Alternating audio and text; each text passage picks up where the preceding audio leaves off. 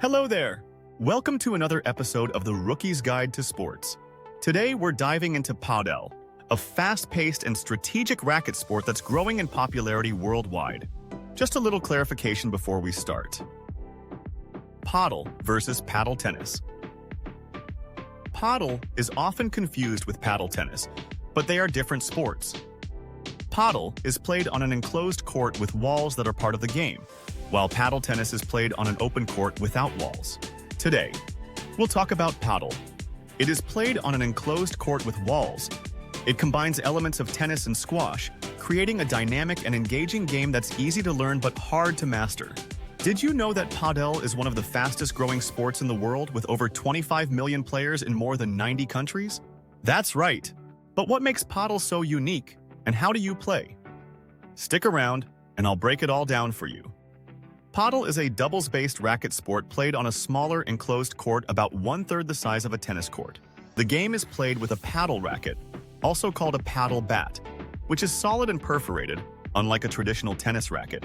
The ball is similar to a tennis ball, but has slightly less pressure, making it easier to control. The objective is to hit the ball over the net and into the opponent's court, while using the walls strategically to keep the rally going. Points are won when the opponent fails to return the ball correctly. Unlike traditional tennis, the walls are part of the game, adding an extra layer of strategy and excitement. Gameplay and rules. Players begin each point with a serve, which must be hit underhand and bounce once before crossing the net. The serve must land in the opposite diagonal service box on the opponent's side.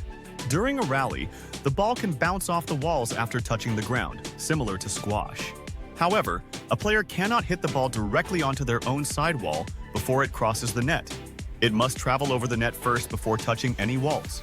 Teams hit the ball back and forth, aiming to force an error from their opponents. A team loses a point if the ball bounces twice before they return it. If the ball is hit out of bounds or into the net, or if the ball is struck before crossing the net, as volleying on the opponent's side is not allowed. The paddle court. Padel is played on a 20 by 10 meters court, surrounded by glass and metal mesh walls. The service boxes are where the ball must land after a serve. The reference colors in the picture indicate which side of the court you must serve into. The net divides the court into two halves, just like in tennis. The back and side walls are an essential part of play, allowing the ball to bounce off them and remain in play. The enclosed court ensures that rallies last longer than in regular tennis, making for fast-paced, exciting points. Since Padel is always played in doubles, teamwork is essential. Players position themselves strategically to defend and attack effectively. The baseline player focuses on controlling the rally, using precise shots to set up offensive plays. The net player aims to intercept shots and finish points with volleys and smashes.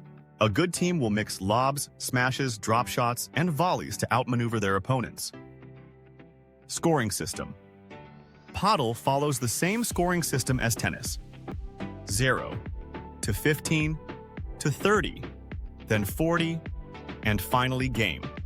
To win, players must lead by a difference of at least 2 points. Sets are played to 6 games, and a team must win by a difference of at least 2 games. The first team to win 2 sets wins the match. If a set reaches 6-6, a tiebreaker is played, where the first team to reach 7 points win by 2 takes the set. What happens if? If the ball hits the wall first before touching the ground, it is considered out. What happens if a serve hits the net? If the serve hits the net but still lands in the correct service box, it is a let serve, and the player repeats the serve. However, if the serve hits the net and lands out of the serving box, it is a fault. A second serve is allowed, but if they fail that one too, they will lose the point. What happens if the ball goes out of the court? In some courts, if the ball bounces and exits the court, players are allowed to run outside and return it before it bounces again. This is called a golden point moment, and is one of the most exciting parts of professional paddle. Using the walls. One of the most exciting aspects of Padel is how players use the walls to extend rallies and create unique angles for their shots. By letting the ball bounce off the walls, players can defend better by giving themselves more time to react, set up stronger shots by controlling the ball's rebound, and frustrate opponents by forcing difficult returns. Mastering the walls is what separates beginners from advanced players. So why is Padel growing so fast? In Spain, it has already overtaken tennis as the second most played sport after football. One reason for its popularity is accessibility. It's easier to learn than tennis and requires less physical power, making it a great sport for all ages. Plus, its fast-paced social nature makes it highly engaging for both players and spectators. Common mistakes. A serve fault happens when the ball does not land in the correct service box after being served. If a second fault follows the first attempt, that becomes a double fault. A double fault results in losing the point. A volley violation occurs if a player volleys the ball before it crosses the net. A wall fault happens if a player hits the ball directly onto their own side's walls before it crosses the net.